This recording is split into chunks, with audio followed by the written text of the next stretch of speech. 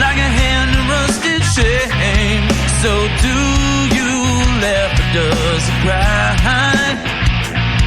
Reply.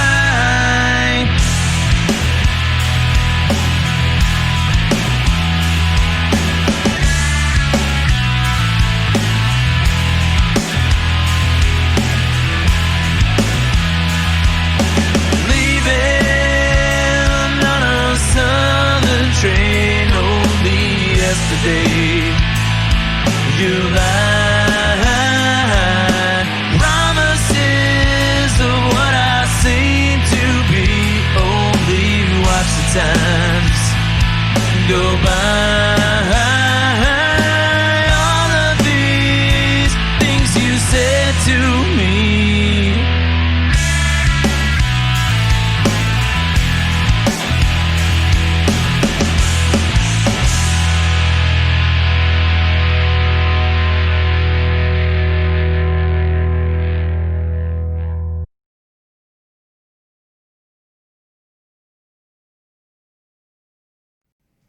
Warning: this podcast features adult subject matter, adult language, and things not meant for children to hear. Viewer discretion is advised. You've been warned.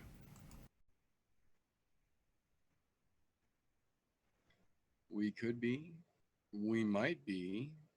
It looks like we are. We are live, ladies and gentlemen. Grab a bucket and a mop for this wet ass podcast. Thank you, ladies and gentlemen, for tuning in to the latest episode of the I'm No Joe podcast, the show where every armchair quarterback can feel like an Eddie Bravo. Today, as like most days, I have got a fine frenzy of gentlemen here with me to talk some shit, get into some shenanigans, and break down the abundance of fights that we have got going on for you fine folks this coming up weekend. Holy shit, do we have a lot of fights going on. Not a lot of fights to talk about, but a lot of fights going on. But we'll get more into that here in just a little bit. Before we dive too deep into it here, I do want to thank the gentlemen who are here to get into this shenaniganry with me. First and foremost, the, as best I can tell, current new reigning interim new guy champion, the freshest guest a man could ask for, Mr. Fresho 3. How you doing this evening, sir? Doing good, yeah. RJ didn't even show up to I went to the parking lot like we were gonna go for our catch weight bout, and there was just a belt laying there. I mean, all I can do is try and orchestrate things. The old saying goes, you can lead a horse to water, you can't make it drink. You can bring the new guy to the interim battle, but you can't make him fight. That's right. He's gonna have to come. He's gonna have to come get that belt back. You know, you got to do what you got to do. Oh, glad to have you here, sir. We've got some good ones to talk about this evening. Mm-hmm. And then, as is the case more often than not, across the octagon from myself, my Wednesday night homeboy, my combat shit talking compatriot, the one and only Golf T Vapes himself. How you doing, TJ? Not too bad. There's some exciting stuff happening this weekend, but not a lot of greatness. I absolutely agree with that. There is a lot going on this weekend. Not a lot of greatness, but there is a lot going on this weekend for sure. A couple people I'm excited to see. Yeah, there's definitely some stuff I'm excited about, but there's a lot of stuff in general, we'll say, it's just going on. It's a lot of stuff. Yeah. They're trying to make up for last weekend where right. Everything just fell apart. Everything just went to shit, and it almost did again this weekend too. We'll get into that here in just a little bit. We almost had another repeat of last weekend's Backstreet Boys fuckery run amok this weekend, but luckily it was minor and it was tamped down fairly quickly. But we'll get into that in just a minute. First and foremost, I do want to apologize to everyone. I was originally going to do a Joe Liminaries last night, ended up having some back spasms laid down, and by the time my back relaxed, I looked up at the clock and it was 9:45. So it was way too late to just get up and start everything that last minute. So we are going to do a full course meal, old school style show this evening. The good news is there's not really a whole lot fight wise we have to talk about this weekend, like we kind of said here. So we are going to kind of keep the fights that we do talk about down to the goodies, the essentials, the things that you just absolutely do not want to miss throughout the weekend. And luckily, there wasn't a metric fuck ton of news that needs to be gone over. There are some big news points that I do want to talk about, but not necessarily a ton. So I think we'll still be able to keep it in a nice, fairly concise episode. I'm not going to try and drag you guys out too long, but there's some interesting things we do need to go over. Before we do get too deep into the shit and shenaniganry, I do want to let everyone know, if this is your cup of tea, if the punchy, kicky, shit talking stuff that we get into is what you are after, you can find us just about everywhere on just about all social media platforms.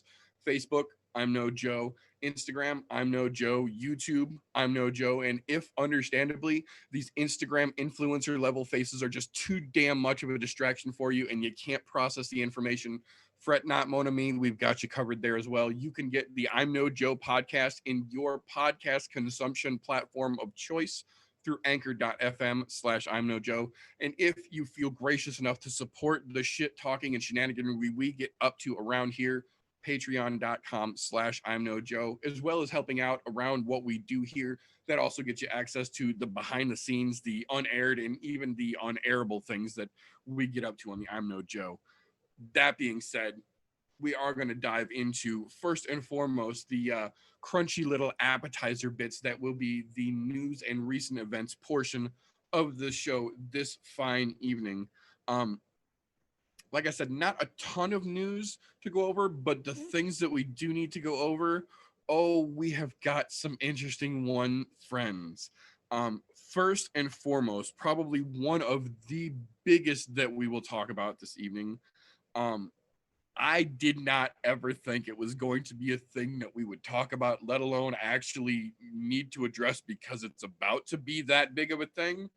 But the XFC is officially returning in November. It will be on NBC, and it is now officially restructured and owned by two former WWE executives and one of the prior iterations of the XFL's owner and management team, all wrapped up into one new XFL.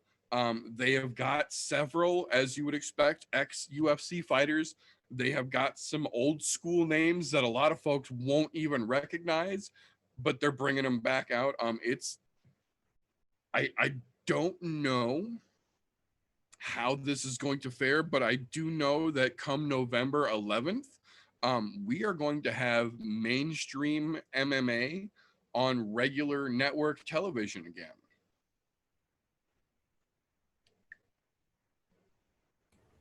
I'm more interested in the executives. Which executives are involved in this? Let me see if I can pull up the dudes' names. It listed them out here. Let's see here. One second, folks. We are newsing on the fly here. That's how we do, but we are getting to the facts verified. God damn it! But because I mean, you can throw two dudes off the street together in an octagon and make it look all right. So right, with the right more promotion, interested. I'm more interested in who's running this. Then yeah, I can do a bit of Google food too.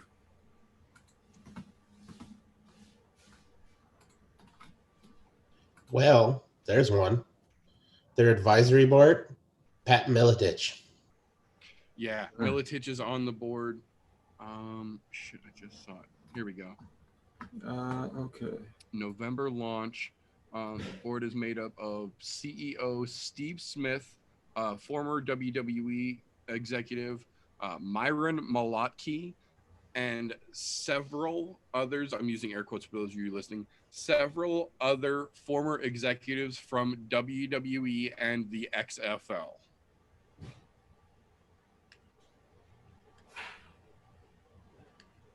So whoever Steve Smith was with the WWE, and then quote unquote several others from the WWE and the XFL.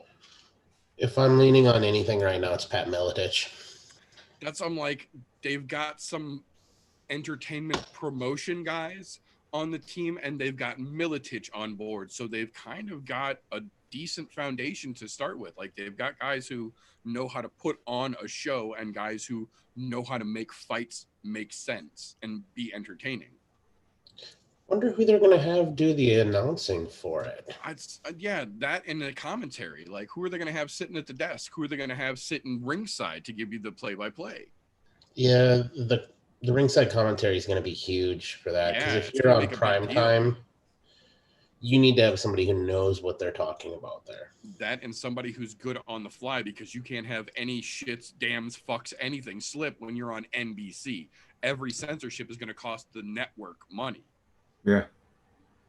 Yep, and I'm sure there's something in their contract with them that says you guys slip, you foot the bill. Yeah, I'm sure of it. Well, Dana says all the time, if you cuss on TV, you opt yourself out of the bonus opportunity. So you cuss on a UFC that's broadcast on regular television, you could fuck yourself out of 50 grand. So I'm sure NBC's not going to quite go that extreme because that's a Dana asshole move, but I'm sure there's going to be something that's like, yo, you fuck up, it's coming out of your pocket. Interesting. Granted, I think this will provide a good springboard for some relative unknown fighters. Yeah, well, and the other, I think one of the most interesting things I'm curious to see how they're going to put back into action. Those of you who might have watched it back in the day will remember they don't use a ring, they don't use an octagon, they use a hexagon cage. That's going to change it up because that's going to create different angles and extra room that you're not used to, that normal people train in octagon cages or boxing rings, squares. Yep, it's going to give them more opportunities to cut fighters off who are running away. It's going to make the running game kind of obsolete because you can get fucking pinned against the fence no matter where or how you try to get out of a situation.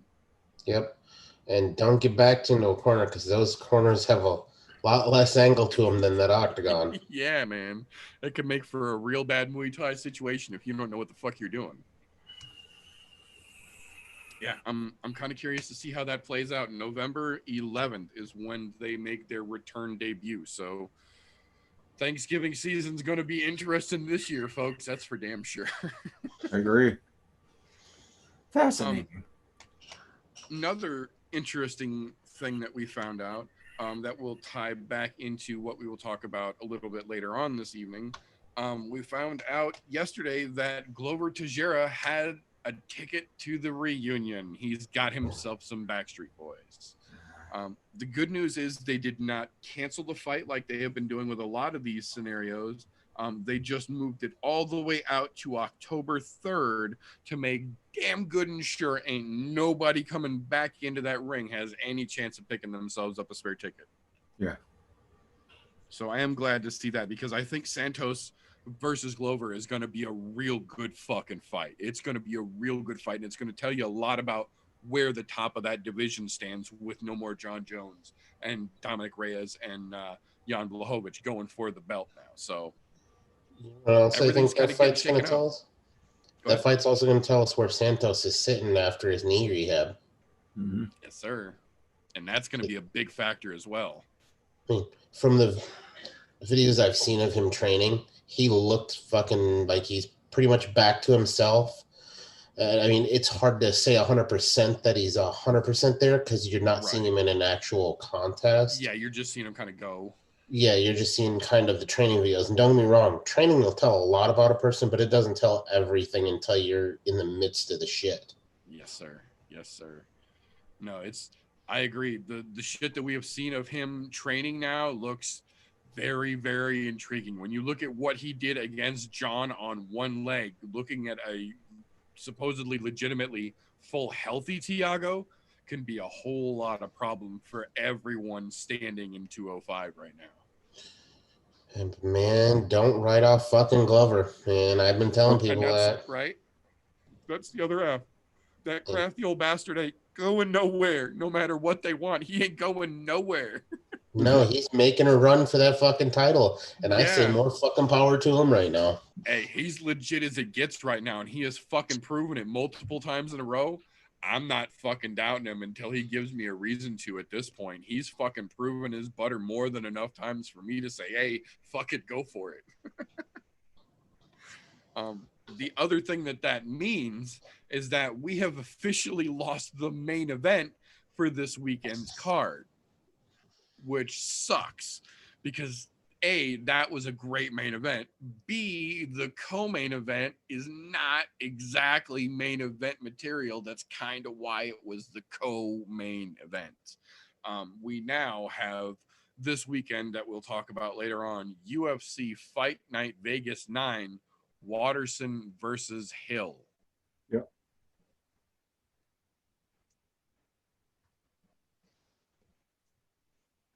I'm going to go ahead and take a stab in the dark right now and say this one's not going to have great numbers come Monday when they bring those Nielsen reports back in. But there is still plenty good on this card that we will get to later on to talk about. That is the good news. See, the only thing of that makes sense main event would be Michelle Watterson. Angela Hill, no. Yeah. Michelle Watterson's at least widely known. Because Right. they might not know her by Michelle Watterson.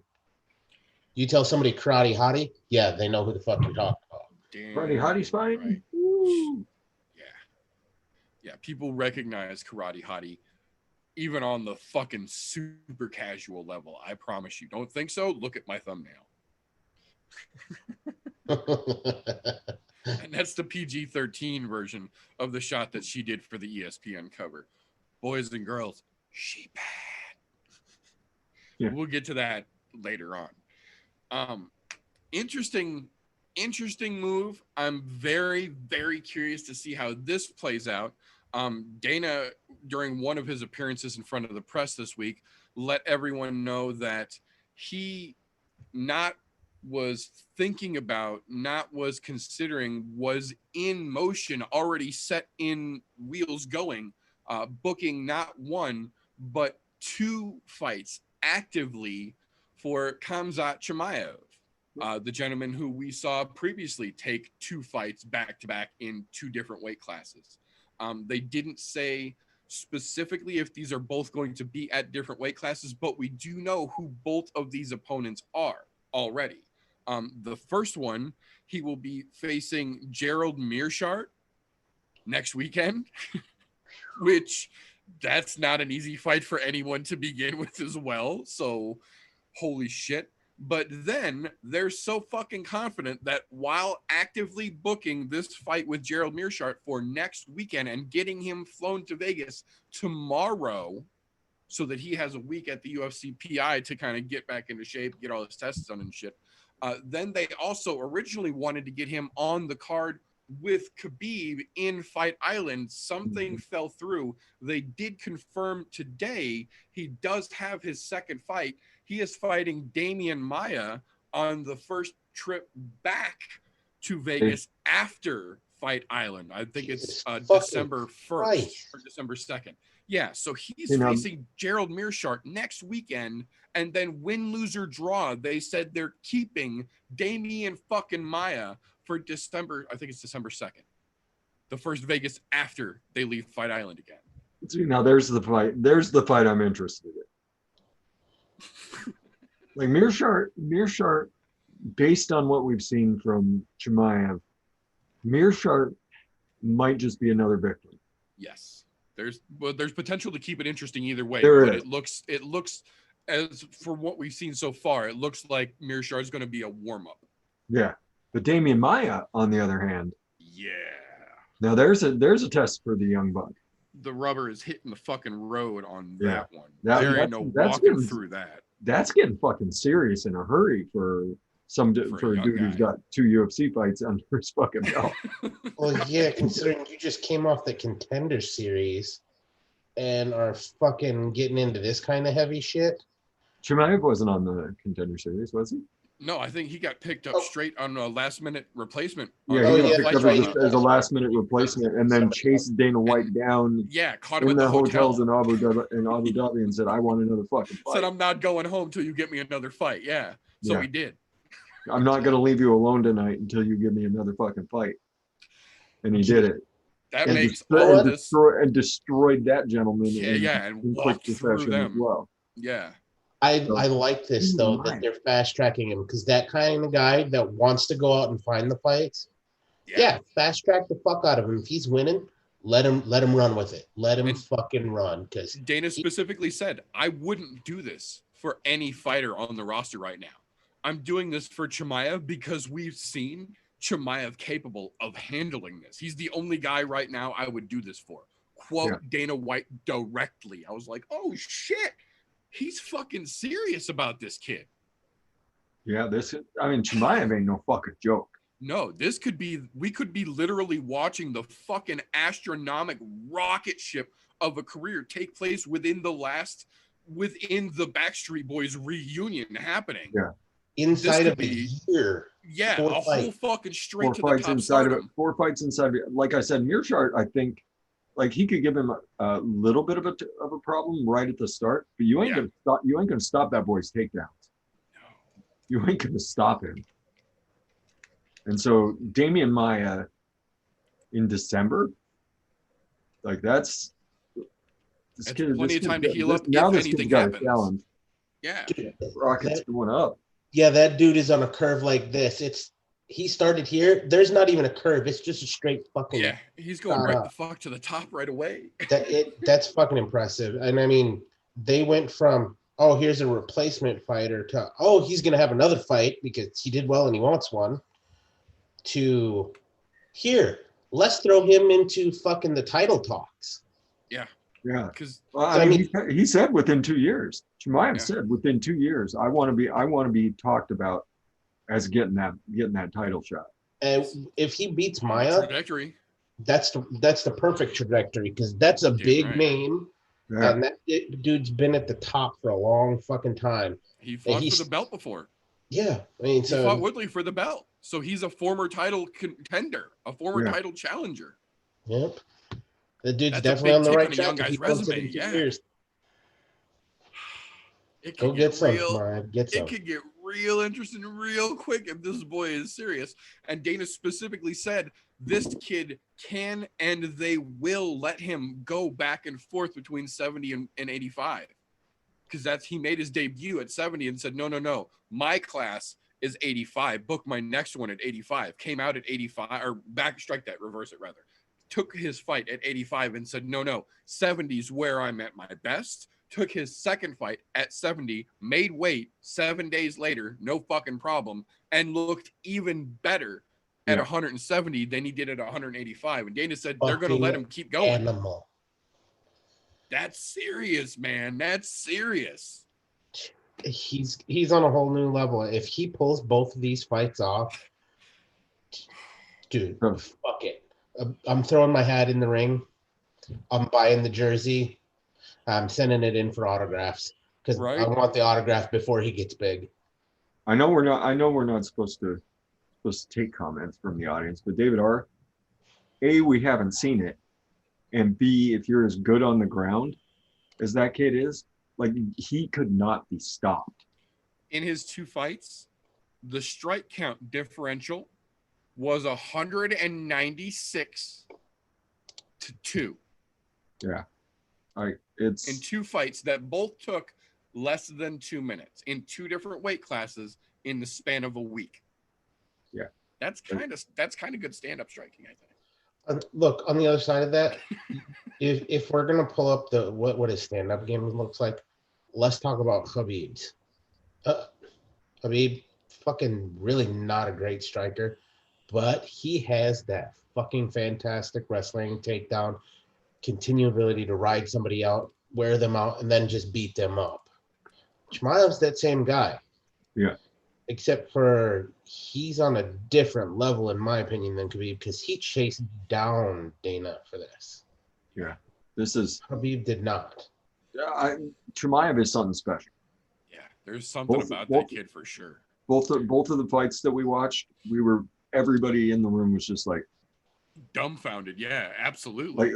Like this dude's back. Let's see what he's gonna do. It's only been 2 weeks, and he decimated the dude. Like there was nothing anybody could do to stop him.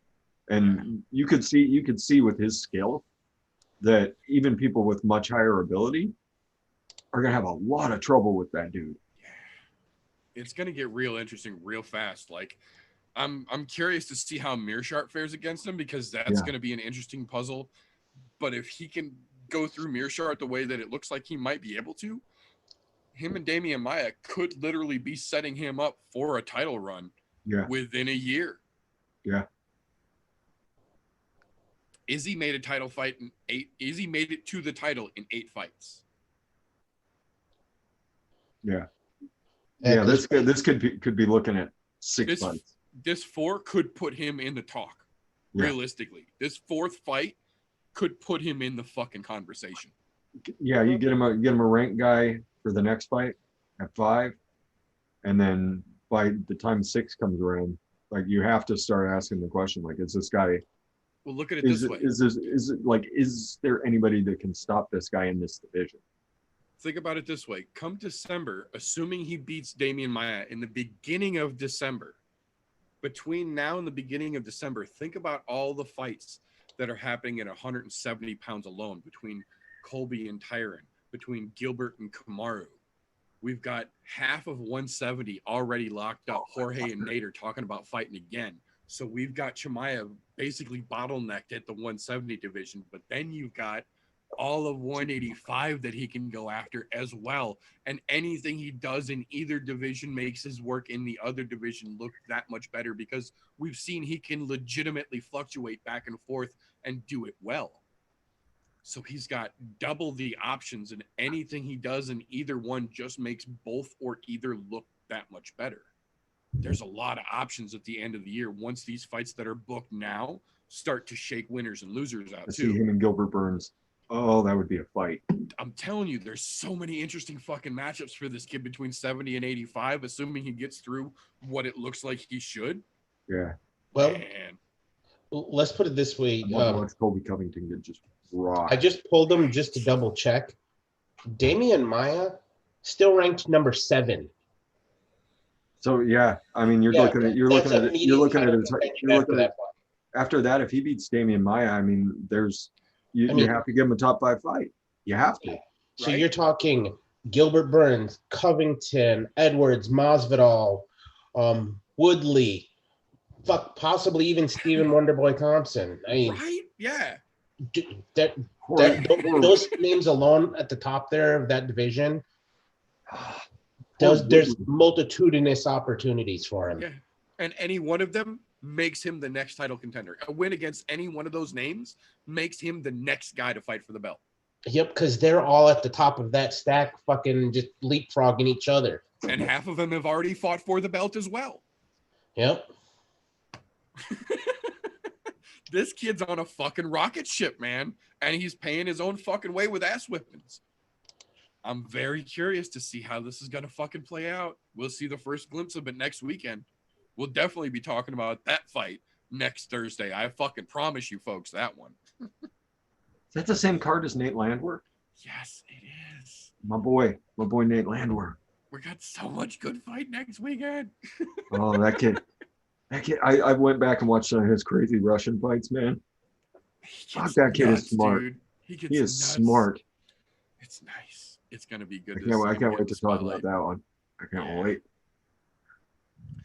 So, before we get into the couple of fight announcements that I want to go over real quick, we did also get one interesting kind of, I guess melancholy is the best piece of descriptor I can use for this one here.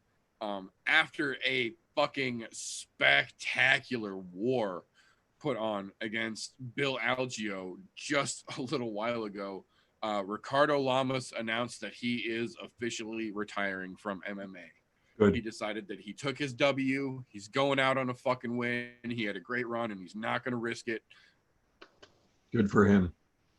Good for him. Nothing but good words for Ricardo Lamas. That dude. Great fucking pioneer of the career. sport. And Went out on top. Sportsman to the fucking end. Win, lose, or draw. Great representative of the fucking sport. yeah, fucking amazing individual.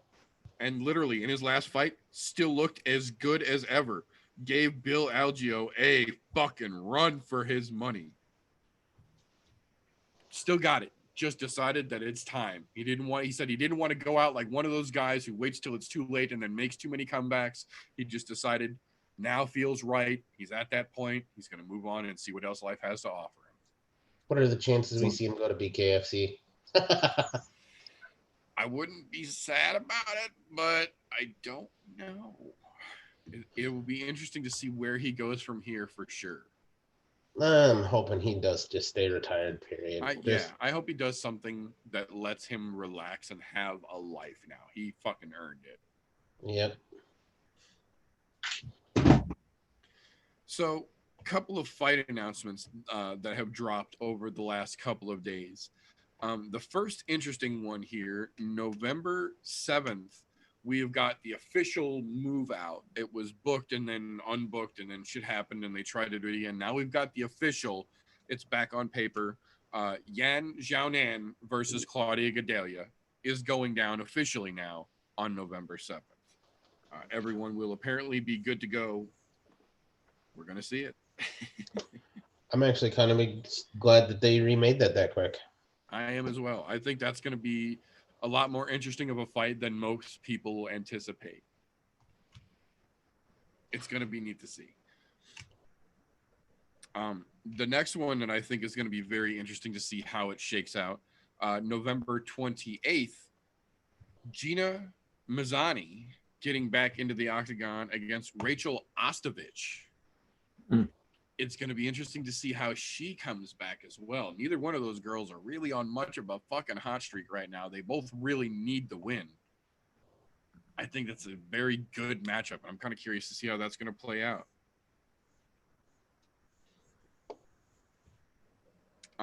The one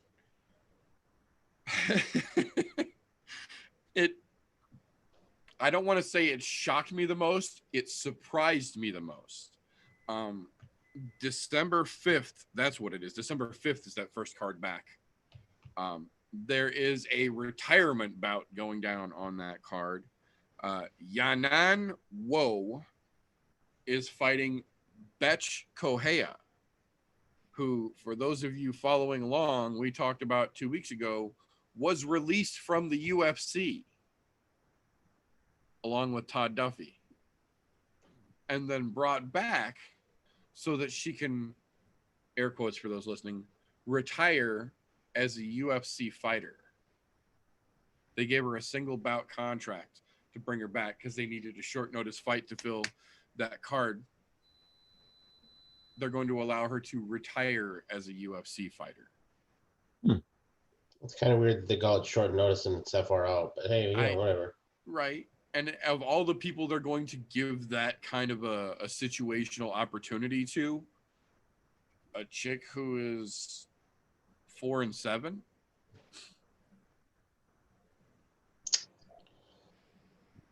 Whatever. That's a weird way to go. Know who she is? Yeah, I think it's because she still has name claim in Brazil, but not as much in the rest of the world.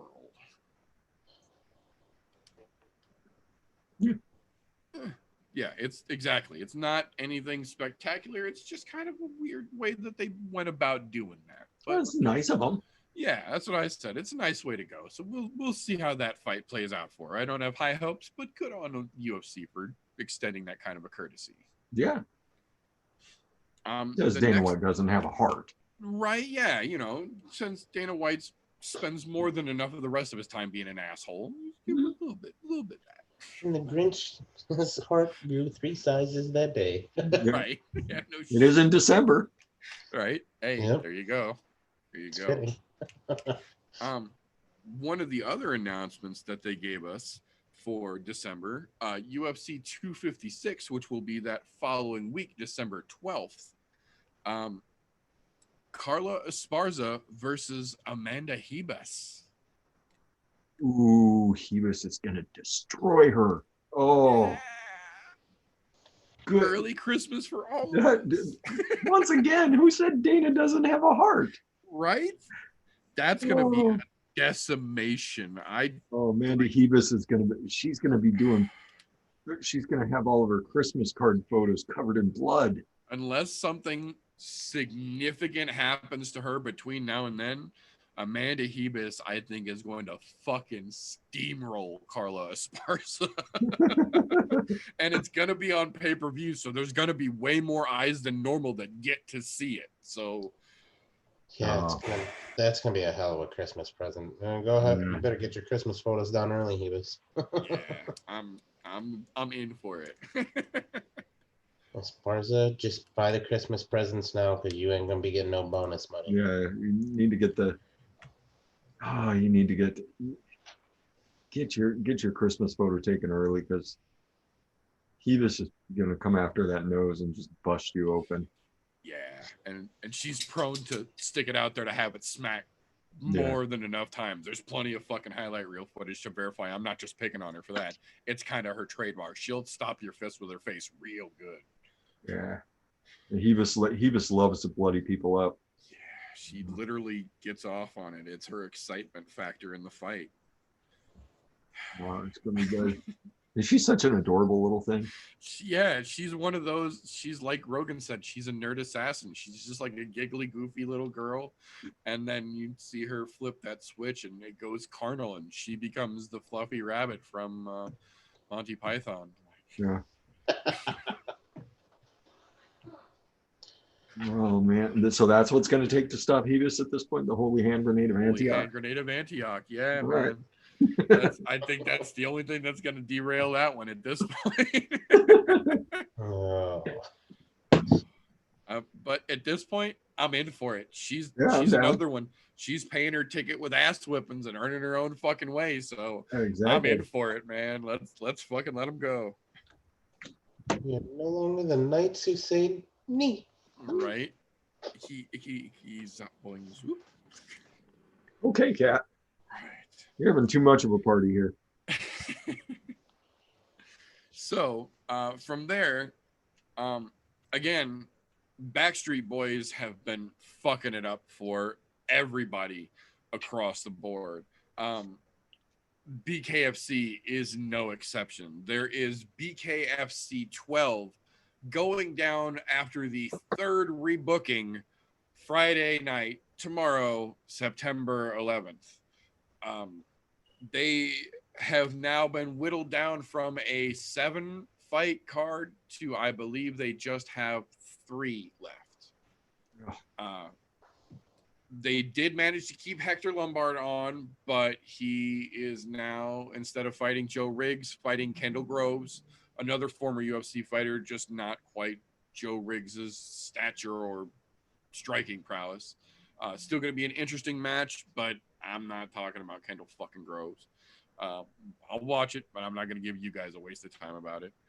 What I do want to talk about is the main event on BKFC 12, because that was set to be fucking spectacular. We were originally scheduled to see Thiago Alves against Phil Baroni, and that was going to be fucking awesome. Well, turns out Phil Baroni doesn't like to answer his fucking phone or his email or his messenger or his Instagram or his Twitter DMs. And the president of BKFC got tired of chasing down a guy that he's trying to put on a fight for, and they said, we're going to find somebody else. Well, they definitely found somebody else, somebody that even most casuals will recognize, maybe not by name, but by his actions. We now, tomorrow night, are getting as a main event Thiago Alves versus Julian Lane. For those of you who might not recognize that name, Julian Lane made his claim to fame on The Ultimate Fighter as the Let Me Bang Bro.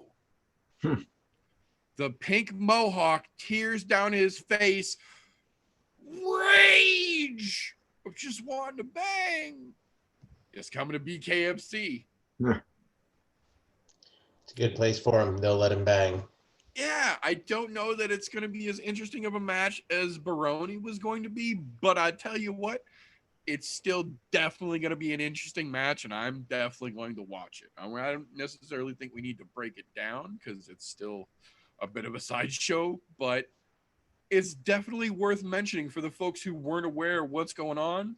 That's going to be a thing tomorrow night as well that you might look into. I'll give you something to do for about an hour and a half. Yeah, if that, maybe even less. If they did end up whittling it down back to a 3-fight card, you probably get that in less than an hour. Little something to consider, though. From there, we will hop over. Like I said, there's a lot going on this weekend. Not only tomorrow night do we have BKFC 12, but we also have the first portion of the weekend's Bellator doubleheader event. Mm-hmm. Props to Bellator for putting on not one, but 2 events in a row and still making both of them fairly fucking interesting.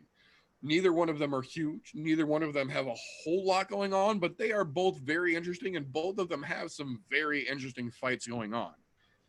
So for Friday nights, we're just going to talk about the co-main and the main event because both of them are very much worth watching, if nothing else, on the card. Both of them have some interesting prelims, but co-main and main for Friday night's Bellator card. The co-main, a lady by the name of Gabby Holloway versus a newer gal to the Bellator roster. Some of you guys might recognize the name Kat Zingano, making her featherweight debut, coming in at 145 pounds with cakes. Hot damn, did she look fucking spectacular on the scale at 145 pounds in a very, very revealing 145-pound one-piece bathing suit that she was oh so proud to strike a pose in. The biggest factor I think that's going to go into this fight is that Gabby Holloway basically said fuck the scale and came in at 150.7, where Kat showed up like a professional at 145 on the nose. Stat-wise, they are pretty similar, but I think the blown weight versus Kat looking fit as a fucking fiddle are going to be the deciding factor here. I think Holloway is going to be a little too sluggish when the rubber hits the road. I think Kat is just too fucking smooth in the shape that she's in right now. I think it's going to be interesting for about 45 seconds, and then I think Kat Zingano is going to go, you know what? Fuck this. Pow, pow, pow! And it's going to get turned the fuck up to 11. She's got a point to prove. She's not making her debut for no reason. There's not a whole lot of girls in her way at 145 already. I think she's going to come out with fireworks and make a fucking statement here. I'm wondering if she's going to have any ring rustling if she hasn't fought in 2 years. I think as long as Gabby Holloway doesn't try and kick her in the eye, she'll be okay. Yeah. Granted, she does have some fucking Zagano's got some phenomenal wrestling, so she's a badass. I'm gonna have to watch. People forget, yeah, she's kind of a badass. It's gonna be fun to watch. Yeah, we've seen it. The people that blow their weight, like you're not taking this seriously. No. And your gas tank is shit. Kat's not when you want to blow your gas tank away from too. Yeah. If she has to, she'll fucking grind you out. Yeah. Yeah. Good for Kat. Yeah, I'm kind of excited to see it. I'm pretty stoked that Kat is looking like she's fit as a fucking fiddle, ready to make a serious fucking run and make an impression here in Bellator. Yeah. I'm down.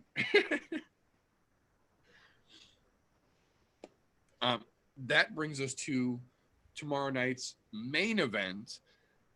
This one, I've got to say, I'm still definitely interested in, and I'm kind of excited for, but not quite as much as I am to see Kat Zingano make her debut. Not because it's not going to be a good fight, just because this fight should have literally been made 7 years ago when the first one happened. We are getting the run back rematch of Phil Mr. Wonderful Davis versus Lyoto the Dragon Machida. Mm-hmm. Both of them still very much active, both of them still very capable, but 7 years removed from the original very close fight. Mm-hmm. This is kind of Barboza Felder-esque, but a little lesser and a lot more stretched out, I think. Yeah. I still think it's going to be a good fucking fight. I really do. And I fucking love Lyoto Machida. That motherfucker is just old school, straight up badass. Mm-hmm. But as much as I don't like to admit it, Phil Davis has beat the shit out of two of my favorite fucking fighters over in Bellator. He took fucking Liam McGeary down and he hurt him, and he managed to get through Linton Vassell. And those are my fucking dudes over there. And he made them both look bad. And that's not easy to do in either fucking situation. And as much as it hurts me to say, that kind of gives me a little bit of confidence in the guy, especially going up against Machida, who we've seen look decent, but not quite that decent, in my opinion. I think Machida's going to put up a hell of a fight, but I think at this point, Davis still just looks a little bit too quick. I think he takes the rematch as well as the original and ends the possibility of a rubber match.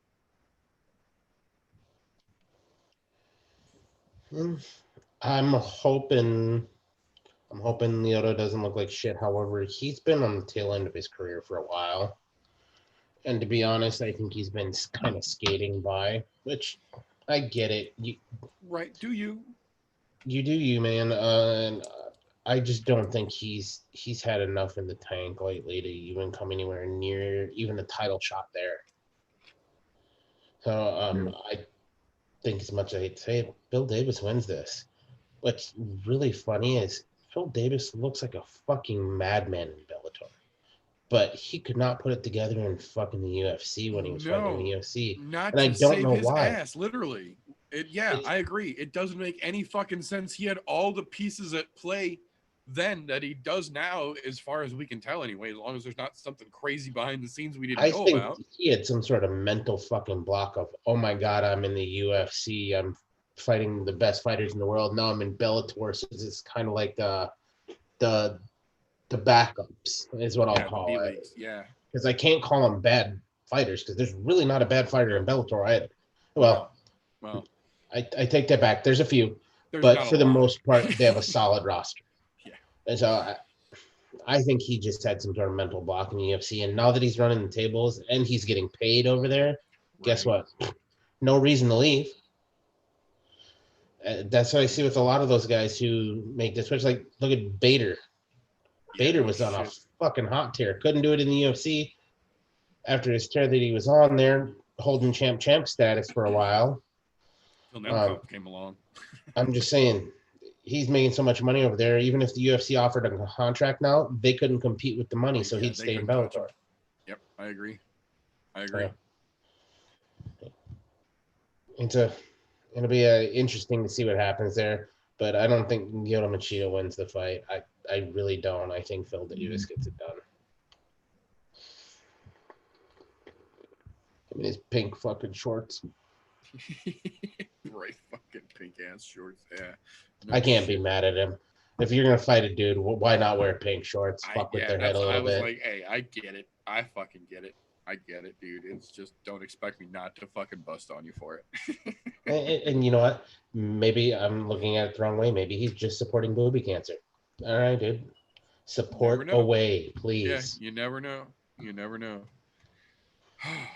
But from there, we will move on, and we are going to talk about, just real quick, 3 fights on Saturday night's Bellator card before we get into the UFC stuff. We'll talk real quick about Bellator's second half of their doubleheader event, their Saturday night card. The first one I want to talk about, the people's co-main event, as it were, the fight before the co-main event in that slot. One, Deanna Bennett fighting a gal that another name that some of you folks may recognize. One, Liz Carmouche making her debut in the 125-pound division over there, ready to make a fucking splash. I very much look forward to these weigh-ins tomorrow to see how Liz looks, but everything we've seen on social media, this is going to be a good matchup. Bennett is, again, stat-wise, they matched both of these ladies for their debuts up pretty fucking even with somebody numbers-wise, result-wise, I should say. But from watching some tape on him, Bennett is going to try and come in and she's going to try and pressure strike her way into Liz Carmouche's phone booth. And that's not exactly the best of ideas if you've seen some of Liz Carmouche's training footage lately. She's working those Ronda Rousey-esque fucking hip snap judo toss, put you on your fucking ass debilitating throws, and she's fucking nasty at those things. And if you try and come in sloppy and put the pressure on her like we have seen a couple times Bennett do, I think that's going to end up poorly for you. I think this is going to be one of those situations where they set these ladies up, not necessarily with a gimme fight, because we know that that's not necessarily how things go either side of the pond these days in MMA, but I think good matchups that both of these ladies will be able to win. I think Liz Carmouche is going to come away with a W here as well. I mean, yeah, she's coming in with point to prove as well. So,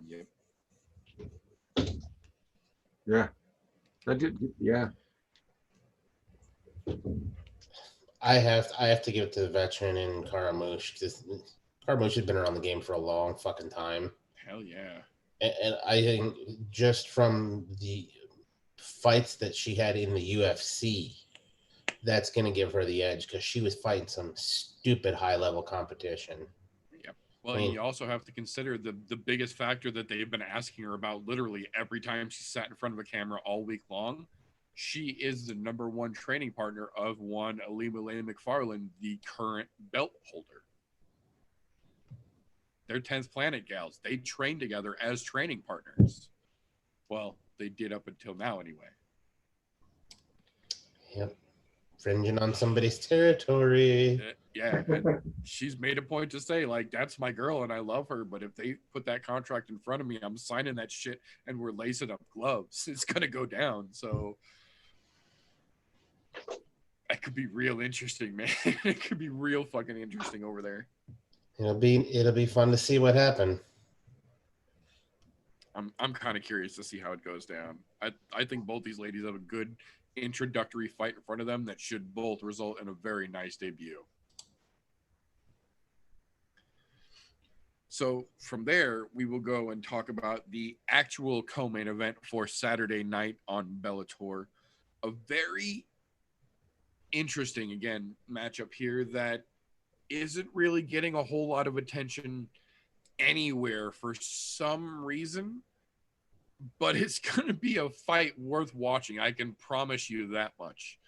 Neiman Gracie stepping back into the octagon against John Fitch. This is going to be so fucking strange to see because on one hand, I will give him this. John Fitch is absolutely fucking yoked beyond anything he could have ever dreamt of being while he was actively in the UFC. The downside of that is that his juiced up ass is noticeably starting to slow down. He's stronger than he's ever fucking been, but it's coming at a cost. You're seeing that muscle burnout happen quicker, and he's just overall starting to slow down as a fighter. Still strong, but strong can't save you if you can't stop the attacks. Neiman Gracie's one of those new breed of Gracies that he can attack you from anywhere, with anything, at any moment. You kind of know John Fitch's game plan going in. He's going to try and set you up with a couple of fakes, and then he's going for a takedown. He wants to get you on the ground because that's his world. That's what he does best. Well, I hate to be the bearer of bad news, but Neiman Gracie's last name is Gracie.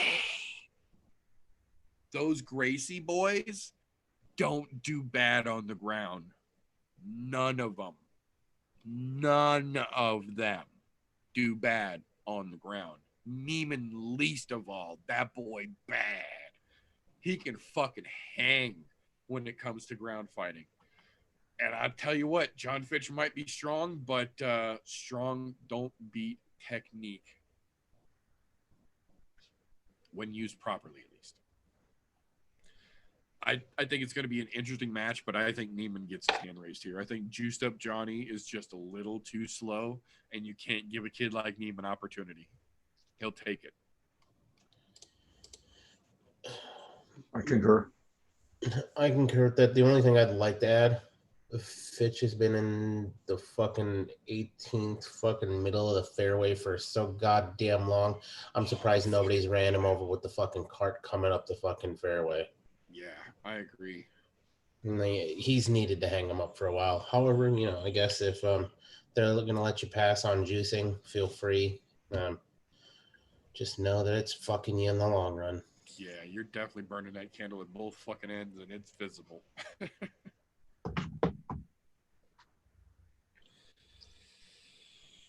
Oy vey. But from there, we will go to the main event Saturday night for Bellator. Excuse me. A very, again, interesting matchup. The 135-pound bantamweight title is on the line between Juan the Spaniard Archuleta and Patrick Patchy Mix. This is a fireworks show. This is another fight that's not really getting as much attention as I feel it deserves, because both of these guys want this fucking belt bad. Patchy Mix is 24-0 right now as a professional fighter. Not for no fucking reason. The other side of this is that Juan Archuleta is, generally speaking, a featherweight fighting at 145 pounds while actively being the number one training partner of one TJ Dillashaw. Much like his mentor, he has now decided to go down a weight class and go after a belt. The difference, I think, here is that Juan's not going to be EPO'd out. Plus, the matchup that he's got for that belt at the lower division is a lot more of a level playing field than TJ Juiced Up versus Henry at 125 for whatever fucking reason he was still there. Patchy Mix is a fucking bad man when it comes to throwing hands. For a 135-pound dude, that guy has fucking lead in his knuckles. He lets them fucking go. But much like a John Fitch, you know his game plan coming in. He don't want to go to the ground. He don't want to wrestle with you. He don't want to play no fucking Muay Thai clinch. He wants to box. He wants to dance with you. He wants to ride that bike to keep you at a distance so that he can come in and land those smooth fucking combos and put hands on you. Problem is, Juan Archuleta already knows that. And Juan Archuleta, unlike Patchy Mix, is a very well-rounded fighter.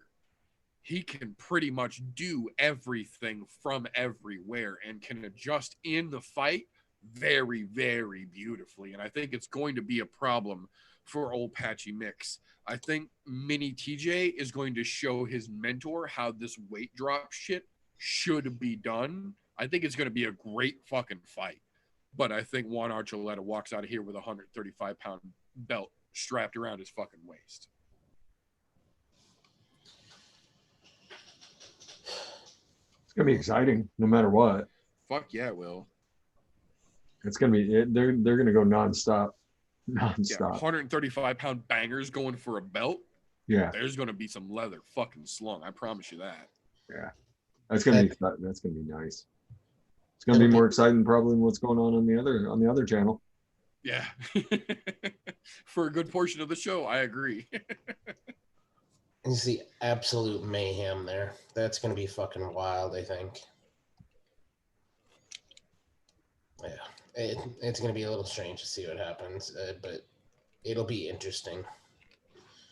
I mean, who knows? Maybe in this case, I'll call it like father, like son. They both fucking lose, aka the TJ Dillashaw. I honestly don't fucking know. It'll definitely be interesting to see, though. I just think fireworks all around there, and that one really has fight of the night written on it on that card. Yeah. Fuck Yeah, easily. I concur. Yeah. That and it really is going to set the tone for how the 135-pound division is going to be going forward. Because I'll say this, the 135-pound division in the UFC is definitely interesting. There's a lot of fucking fire going down right there on the UFC. But for what it's worth, the shakeup going on in 135 over in Bellator is fucking way more exciting in my opinion right now. They've got dudes that are fucking way hungrier, I think. And the fights are that much more exciting in the 135-pound division right now, at least in Bellator. So this is going to define who's going to run the show for a little bit and kind of set the tone, I think, at least for the Bellator side. But it'll be interesting to see how it shakes out. Bellator's got a lot going for it lately. Not to mention, especially just look at what they're doing in 2 nights here. 2 pretty fucking solid cards for what it is, back to back. Fuck yeah. And then they're going to be the first major MMA promotion to have a live event in France. Yes, they are. And that's going to be next month in October. October, yeah. So, I mean, and France, for anybody who doesn't know, they just recently overturned the ban on MMA there because it was illegal. Yep. So, this is fucking a huge step, which means pretty soon we might have a Fight Eiffel Tower Island. Yes, sir. I'm just saying, because why not put them in Central Europe? That's a little bit closer than UAE, because then you can have your UAE type Asian fighters, European fighters, US fighters, 3 different, or North America, Europe, South or Europe, Africa area, and Asia. 3 different regions, 3 different fucking places to have fights. I'm just saying, it's out. Not to mention, you got to think, even though MMA has been illegal in France all of this time, there's still gyms there. That's the one good thing, if there is a good thing about MMA originally being illegal in France, is that that's how we got Francis Ngannou. Because he couldn't fight MMA in France, he came to America. Well, since he's been in America and been establishing himself, he's also been going back home and helping fight the fight to get MMA legalized in France. And in the process of doing that, has been helping open MMA gyms to get things going. Well, now it's legal. When you bring MMA on a professional level like that to a whole new country, that inevitably starts to bring the talent level up. And once that talent level starts to rise, you start to see new stars come up. They're coming. It's only a matter of time now, boys and girls. There's going to be some new French Bellator stars coming. Stepping foot there first. Hell yeah. I think it's going to be a great fucking move for them as well. Oh, boys. That's a feather in their cap, too. They're beating the UFC there. Oh, yeah. I was going to say they're going to beat Dana White to something in the fucking public spotlight. Oh, yeah. Yeah, that's going to be a good move. So that will bring us over to the namesake of this particular episode here. Saturday night's UFC Fight Night Las Vegas 9 / UFC on ESPN 38 / UFC Fight Night Waterson versus Hill. I think they're calling it UFC Fight Night 117. Yeah, I think the official title. I think it is 117. Yeah, it's one of those they're fucking. I just call it a hot scrambled mess with that many fucking names. Just fair enough. Yeah, no call shit. It a day. It's kind of a hot scrambled mess. It's definitely a hot scrambled mess for sure. Let's just call it UFC Fight Night November 12th, 2020. Bam. Name them by dates. Right, yeah. You want to throw the names in there of who the main event is? Perfect. Stop with all the extra bullshit. Right. Nobody cares. At least when we're still getting every event from the same location, literally from the Apex. There's no reason to keep naming them crooked, different, weird fucking names like that. But that being said, realistically speaking, I said non-maliciously with all genuine intent when last weekend's shit show started to fall apart, and it did, and it fell apart hard and fast. Within 48 hours, we lost 6 fights. The entire fucking card last week crumbled right before the card happened. Realistically, we had already lost 2 fights from this weekend's card, and there was another that was potentially at jeopardy already. One of the things that I and several other people suggested was that they should just stop last weekend's card, give everyone there an extra week in Vegas, and merge the 2 because they had already lost enough fights from both cards. They were both looking like skeletons and almost not worth doing. Last weekend, as we said, was the smallest event the UFC had done since November of 2003 or 2005, rather. The smallest thing they had done in 15 years. Combined with this week's card, who had already lost 3 fights or already lost 2 and was on the verge of losing a third. They should have just combined these 2 with what both cards had lacked. They would have fit together and made one great card and would have been well worth the week off. Well, as we know, Dana White does not like to go back when he decides he's going to do something. So we got the 6-fight card last week, total, not event. Or not main, not prelim, 6-fight total card last weekend. And they've managed to scrape together a bunch of interestingness for this weekend. So I will say, to their credit, Mick Maynard, Sean Shelby have been grinding their ass off, and all 6 of the prelim card fights that we have for this weekend are all very interesting matchups. They're not necessarily anything up there worth really breaking down or getting excited about, but they are all very interesting matchups. And the results of those matchups will definitely have some implication going forward, just not necessarily world-breaking or firework-like worthy. But there are some very interesting ones. One of the most interesting ones that literally just got swapped around this afternoon, we found out that one Frank Camacho bought himself a ticket for the Backstreet Boys reunion this morning and is now officially under quarantine and not a chance of stepping in the cage this weekend. But that fight was going to be fun. That fight was very much going to be fun, but I think it's actually going to be a little more fun now than it was originally going to be, because they did find a short notice replacement that they have already confirmed and is in Vegas and ready to go.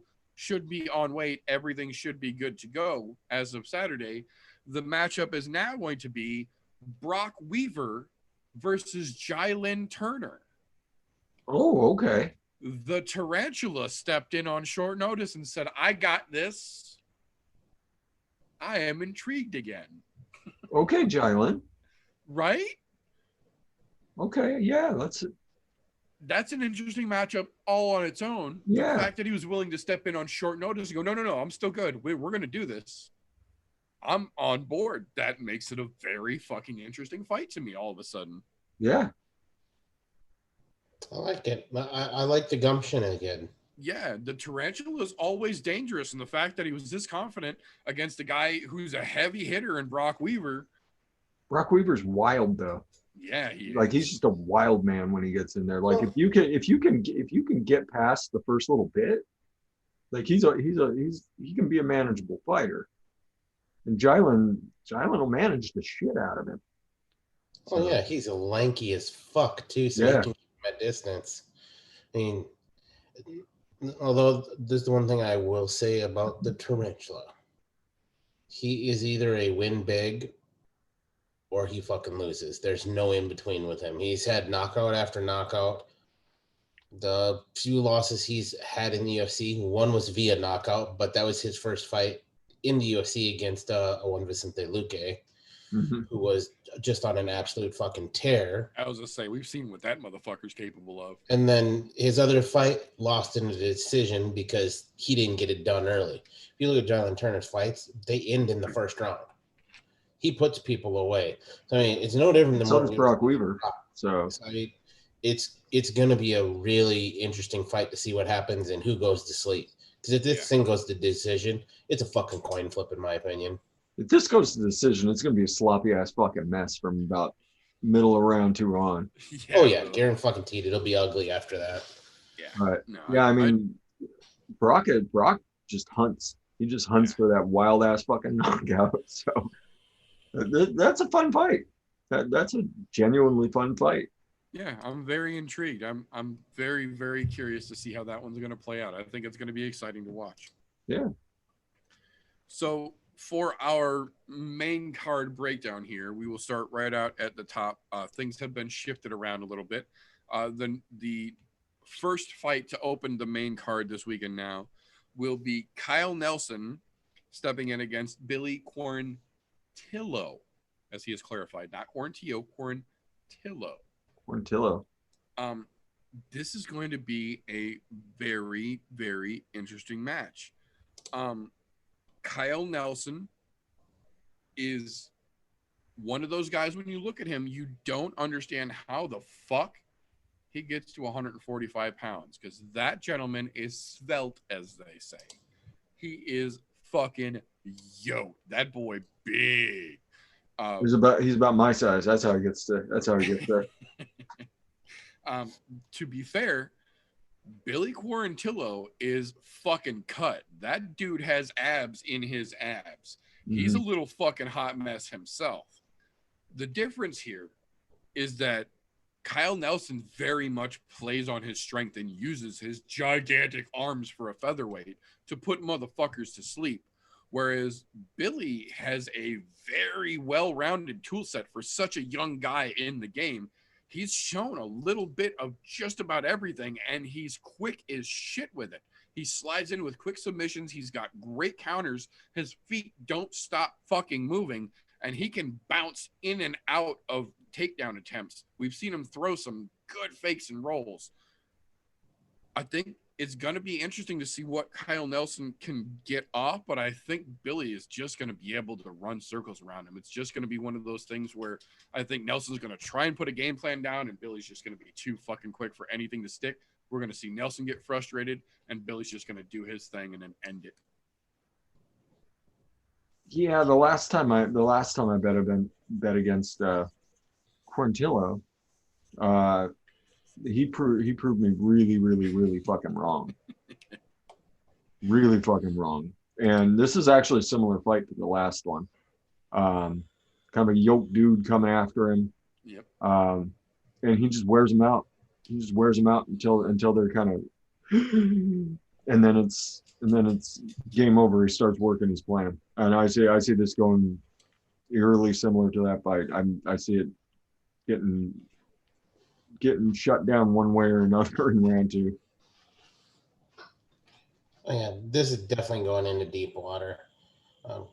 Quarantillo has showed that he's got a fucking great set of takedowns. Just fucking phenomenal. For 145, he's got some really good takedowns. Nelson, he's the epitome of, in my opinion, at featherweight, he's a fucking brawler. He wants to swing for the fences. He wants to knock people out. Hey, I got nothing wrong with that either, because you know what? When he does connect, that makes great TV. That's all I'm saying. But I just don't think Nelson's well-rounded enough. Although his stature and frame look big, your size looking doesn't mean shit when your toolbox isn't as deep.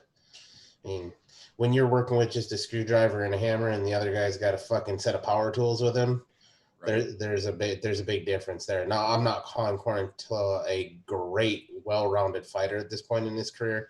No. He's still mighty young into it, so he's got a lot to add to the toolbox, but he's definitely got a good, solid, I'll call it the starter set that you put in your car in case something is to ever go wrong, like you need to change a tire. Right. You know, Yeah, he's definitely on his way for being so young in the UFC. I have a feeling we're going to see good things out of him, and it's not going to be like what we were talking about earlier. He's not going to get the straight rocket. He's going to have that more of a small curve upwards, Nice but arc, he'll get yeah. there. Yeah, I agree. I think he's definitely going to prove that he's on his way this weekend. So the odd man out in this particular situation, thanks to the sets of Backstreet Boys tickets that went around, causing this card to be as weird as it ended up being, brought us another bump up, I guess, from the prelims to the main card here in the next matchup in Alan Patrick versus Bobby Green. I don't understand why this fight is the one that they chose to bring up to the main card.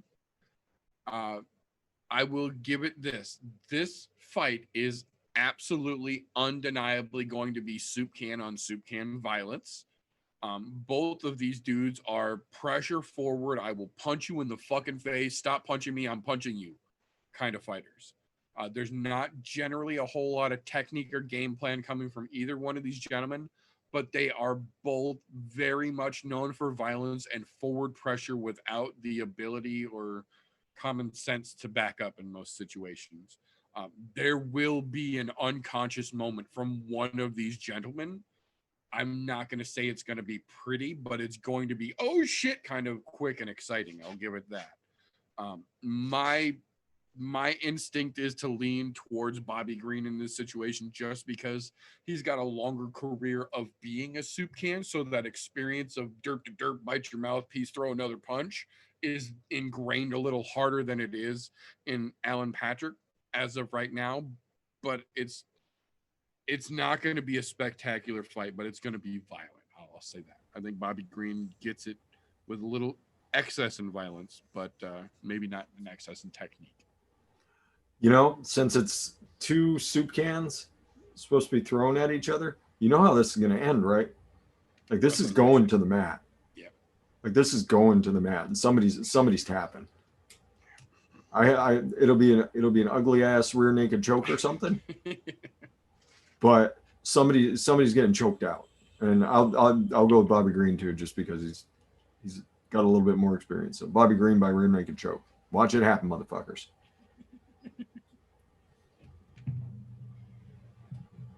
You're muted. You're muted, Golf T. Shit.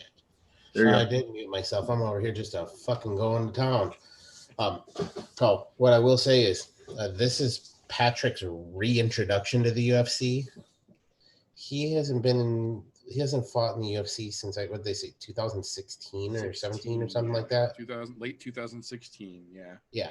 So he earned his way back up. I'm hoping that gives him a little bit of an edge, but I fucking doubt it. There's a reason why they booted him in 2016. Don't get me wrong. That was 4 years ago. So some major things could have fucking changed, but not enough to be any significance, because otherwise they would have brought him back a lot sooner. Because the UFC does have a tendency to do that.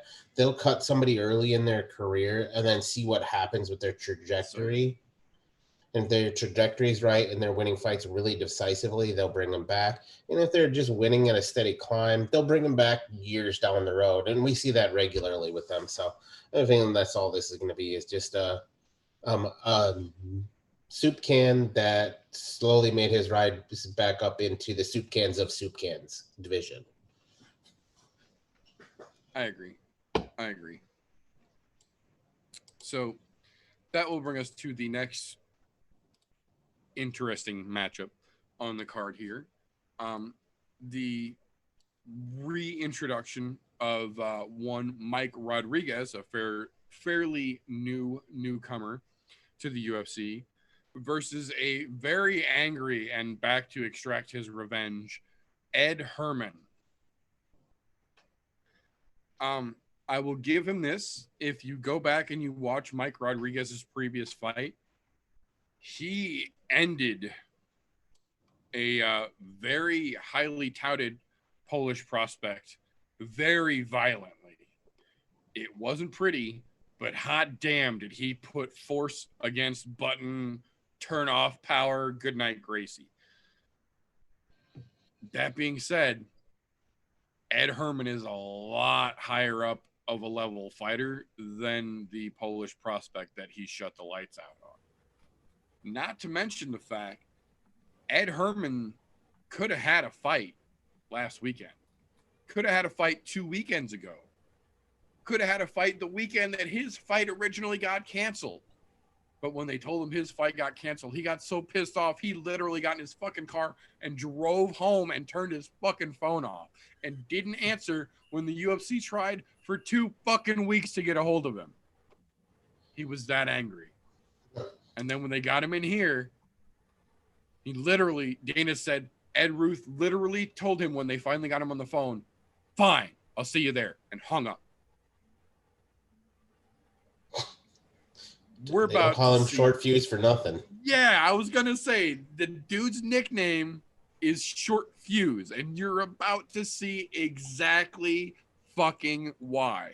I have zero doubt in my mind that we are about to see Ed Herman go fucking full on Ginger Hulk smash against Mike Rodriguez this weekend. There's not going to be any grace. There's not going to be any dignity. This is not going to be a technical battle. Ed Herman is coming to release literal pent-up rage and frustration on Mike Rodriguez's face, and it's going to happen. It's going to be bad. Ed Herman's going to win the shit out of this fight. Yeah. I feel bad for Mike Rodriguez. I'm not gonna lie, dude. That's right? you have a pissed off Ginger on your hands. A giant. Not to mention one that's Ginger. pretty, for what he is at light heavyweight, he's pretty solid for what he is. Fuck yeah, he is. He might not be the top of the fucking peak, but goddamn, does he fuck people up? Yeah. Yeah. And Mike Rodriguez, the thing about Mike Rodriguez is like his style completely goes against him in this fight. Like he's willing to engage in what Ed Herman is gonna fucking throw down, and Yeah. like the experience factor alone would make this kind of an Ed Herman fight, but Right. Yeah. like he's mad. It's He's really angry about this. So yeah, this is Mike Rodriguez. I hope you said your prayers, man. Said your prayers, took your vitamins. Made an appointment with the dentist. Yeah, because Ed Herman's gonna fucking clinch you to death. yeah. It's gonna be Hulk. It's gonna be the Hulk version of Ed Smash. It's gonna be bad. And Ed Herman's on a win streak, Yeah, he is. right? Yeah, Like motivated, who would have guessed in angry. 2020 Ed Herman would be on a win streak? Yeah. I'm not getting his way at this I'm point. just saying. You're right by calling him the Hulk right now. Unfortunately, Mike Rodriguez in this case, he's Loki. He's just getting smack. Yep. That's all there is to it. Puny Rodriguez. That's right. Mike Loki Oh, man. Rodriguez. He's no longer slow. Right. Oh man, that's gonna be bad. But that's gonna bring us right into another very interesting matchup on this card, the People's Co-Main Event, as it were, the pre-co-main event warm-up fight. One Andrea KGB Lee against Roxanne Modafferi. Vegeta herself. This is almost an insult of a fight to give Modafferi at this point, realistically. Andrea Lee is 100% Campbell's fucking soup can in the ladies division at this point. She has earned herself the red and white fucking label, and it's undeniable. And Roxanne might not be number one right now, but goddamn if she is not putting fucking work in and ended fucking hype trains on her way up. She is giving it a hell of a fucking run right now and showing that she is way more fucking capable than most of these gals are giving her fucking credit for.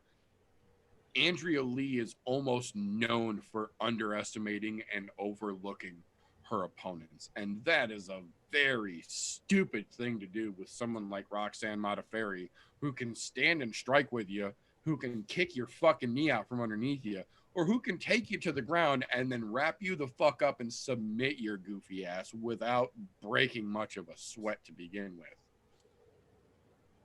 Yeah. Everything on this matchup points to KGB getting fucking murked.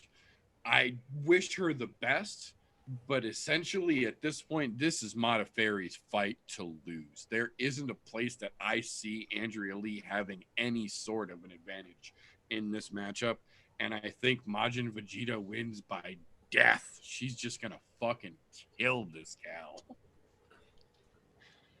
Roxanne Modafferi is she's one of my favorites. I just love that she's so unrepentingly goofy and yeah, she is. And dedicated.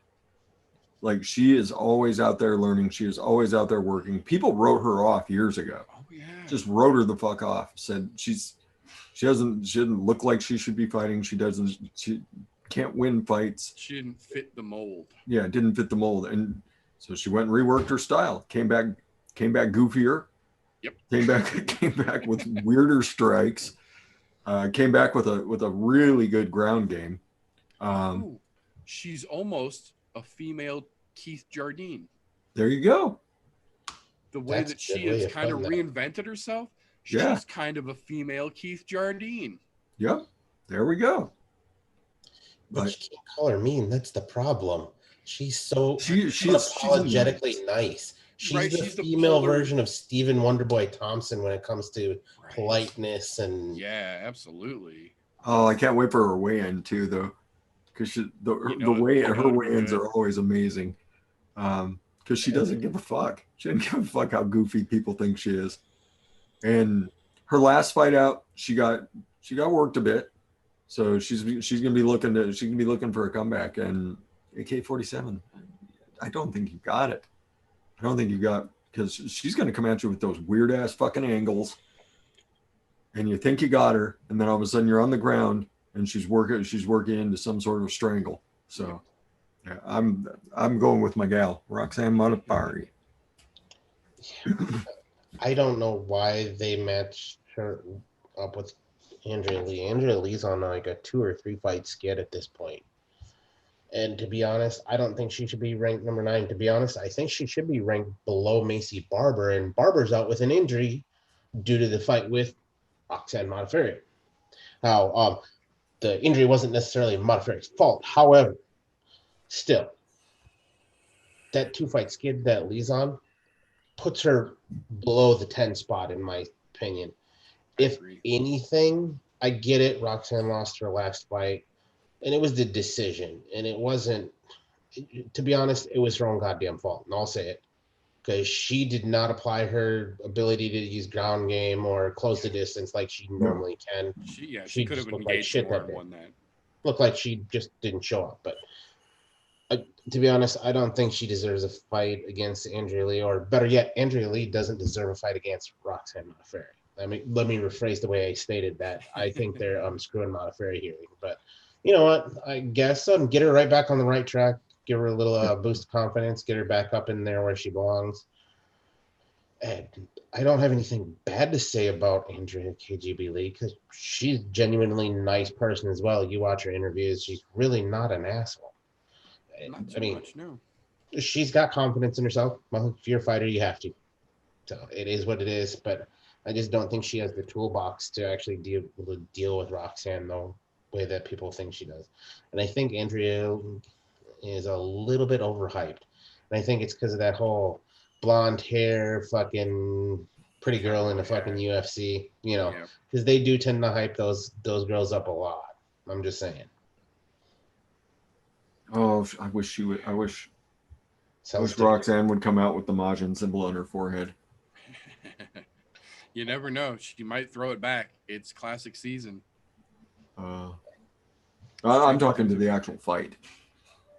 That would be pretty awesome.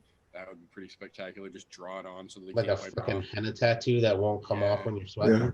Yeah, exactly.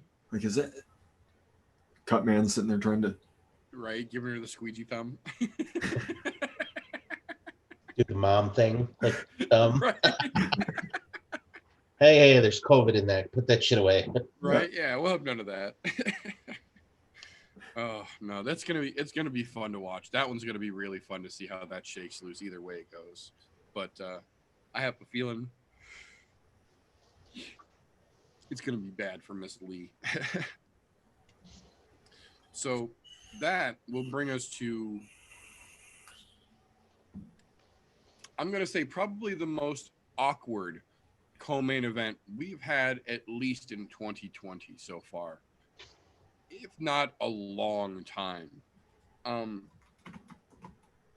Atman Azantar versus Kama Worthy. Both of these gentlemen are fairly new to the UFC. Both of them fairly new to pro status, but both of them very unorthodox. Atman has a weird kind of offset counter style, like a permanent Mark Hunt offset hook that he throws from either side that he's caught several people with smooth as a motherfucker. And Kama Worthy is just unorthodox as all fucking get out. That dude throws weird time strikes, throws weird angle strikes, throws strikes from weird positions, puts you in weird positions to set up other weird positions. He's just fucking odd, but it works. That's the fucking thing. It works. And you're watching him fight and you're like, no, that's not gonna, oh shit, never mind. I'll shut the fuck up now. It's constantly, every time you think you know where he's going, he does a cartwheel and does 2 left turns for no fucking reason. And you're like, wait, what the, oh shit. And then the fight's over. And he's giggling and getting his fucking hand raised. I think Atman has a very interesting style unto himself, but I think he's still a little rough around the edges. And I think even though it's going to be weird versus weird, I think Kama Worthy's got a little more refinement to him, a little better sense of direction, and a little better in the moment fight IQ than we've seen with Atman. We've seen that step off work real nice, but that works when the guy's standing on the center line and you know where he's going to be. And that's rarely where Kama Worthy actually is. So I think it's, even though he has an interesting style, I don't think in this situation it's going to work out well for him. I think Kama Worthy is going to end up getting a very awkward win.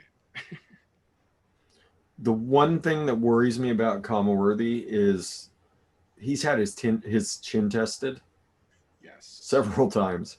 Yes. Yes. And has come up wanting. And Atman, for all of his counter-strike game that he continuously plays, like that's an off chance. That's an off chance waiting to happen. Yeah. I think this is Kama Worthy's fight to lose for sure. And all it's going to take is him being in the wrong spot. I think he could get counterpunched to sleep. I'm going to go with Kama Worthy hesitantly. I would like it noted that I'm hesitantly picking him. I can understand that. Because there's a very good chance he gets his lights turned off if he steps into the wrong place against this dude. He gets a little too weird against Atman. Yeah, I could definitely see him catching. Shit, and then it's over. Yeah, and you're like he bounces in and pops one. And next thing you know is he's catching one to the jaw. And his, like I said, his jaw has been tested several times. And if he gets tested hard, he goes down. Yeah, so it's not his strong suit for sure. No, he does not have a granite chin. He's not a dude who's going to sit there and take the punches to the face. So hesitantly picking Kama Worthy. You know, I'm pretty sure we all said something similar when he was fighting Bob Ross. However, we all picked Bob Ross. However, I'm that fucking odd duck when it comes to Kama Worthy. I think he's better than what people are giving him credit for. I think mainly because he is a little bit goofy. That goofiness paid off in the Bob Ross fight. In case anybody forgot, he subbed him. He damn sure did. And in even a Bob Ross said he beautiful didn't see that fucking coming. fashion. Yeah. I mean, for as much praise as we were given to Bob Ross with what he was doing at the time, fuck. Commonworthy put on a fucking wonderful clinic on how to sub somebody, and it was just done brilliantly. Like, if you haven't seen it, go back and watch that submission. It was excellent. Now, Atman, that dude, he does have some firepower in this lightweight division. However, I don't think his striking is as crisp as everybody thinks it is. He's got the power, but I don't think it's quite as on point or What is refined? yeah. He's a pretty rough he's a rough edge right now. Somebody needs to get him on a fucking soapstone and get him fucking cleaned up a little bit and iron out the kinks, because once that happens, he'll be a lot more dangerous. So without hesitancy, I'll say Commonworthy wins this, and I'm going to go ahead and say he's going to get it via another submission, because he does have some slick fucking submissions. He very much does. He very much does. We got a little taste in that Bob Ross fight, but I agree. I think there's more than meets the eye in this fucking situation. I think Commonworthy's going to surprise some folks. But that will bring us to the microwave TV dinner that is our flaccid piece of main event meat. Michelle Waterson versus Angela Hill. I will say this. I was not completely opposed to this fight when it was a fight night co-main event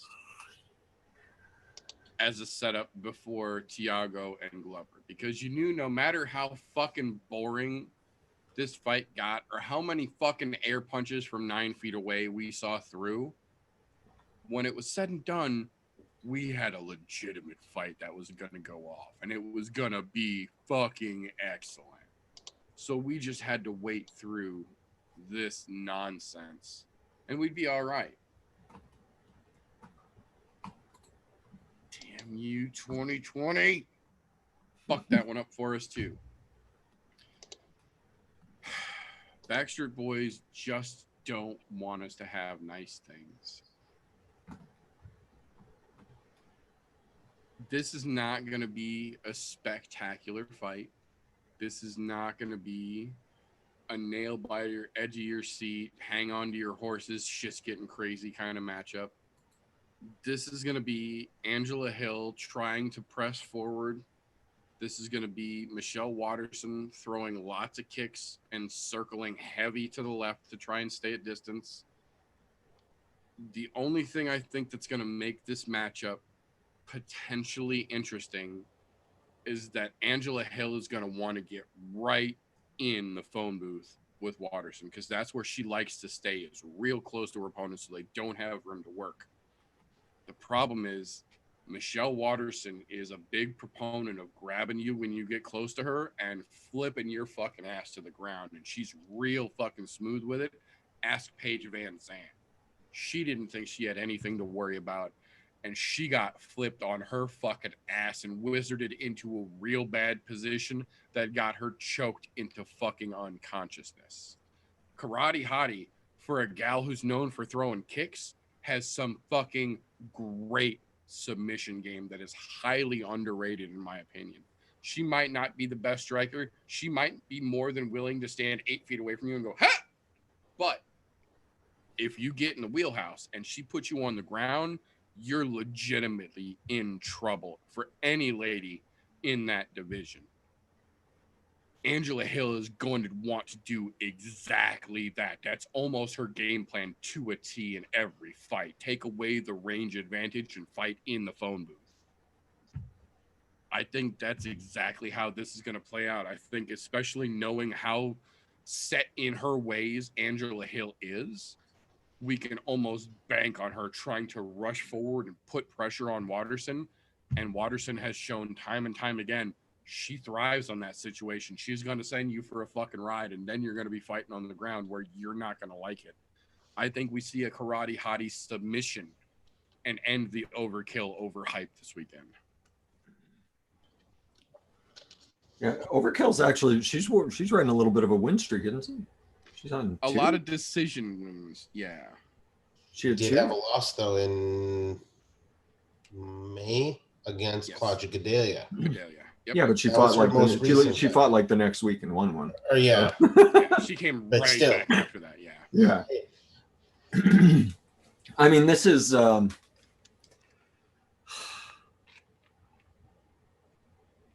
Angela Hill's gonna want. She's gonna. Meter described it perfectly. Like she's going to come running in, and try and get her kickboxing game going, and she's gonna pay for it dearly. I mean, there's always the puncher's chance, but I don't think Angela Hill has that sort of power in her game. I don't either. So, yeah, it's gonna be. She's gonna get submitted, and she'll be back fighting next week. Like Angela Hill will be like, there'll be a short notice fight that comes up. Angela Hill will take it. Right. And, so yeah, we'll see her in Abu Dhabi. Yeah, exactly. She's gonna take a trip to Fight Island.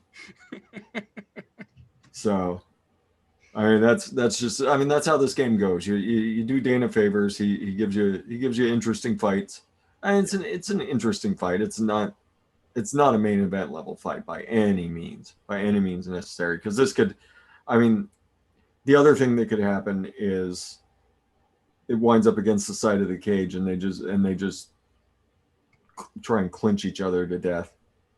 I don't think that's how it's going to go, because I think even if it does wind up against the fence, then, Karate Hottie will still take you down. So, I mean, I really can't picture a way for Angela Hill to win. Is there a way for her to win this fight besides just a lucky shot? I don't see it. I just don't see a way that Angela Hill can take out Michelle Watterson. Like, it's just like every factor that you could put against this fight outside of the lucky shot is Michelle Watterson. So yeah, really, that's pretty much how it breaks down. She doesn't really have an area that she could shine. Yeah, unless they just decide to stand and bang, which it's not going to happen. That's not really what Karate Hottie does ever. Yeah. So, yeah, Michelle Watterson.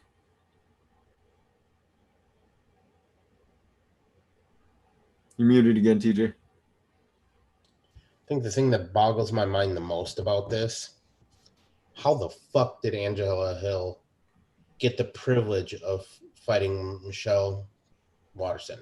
Period. At this point, I think it's all about whose dick she's been sucking. I'll say it. You make your mouth like a donut, appease the boss, take lots of fights. I get it. Look, she's a company lady. Before I really grind her into any more here, I appreciate the fact that she is willing to fight so often. Yeah, I really do, especially in the current state of the fucking union here. Right. That's a fucking trait that there's not a lot of fighters out there that are willing to do. Yeah. So hats off. Credit where credit is due. You do fantastic for that. As far as an exciting fighter goes, you are not fucking it. You're pretty goddamn one-dimensional. You do the same thing every time you fight, which is why, yeah, you're kind of on a win streak-ish. You've had recent losses, but for the most part, you're fucking win-lose, and it's soup can, lose to somebody who's decent, soup, then you're back to soup cans, so that way they can pump you up again.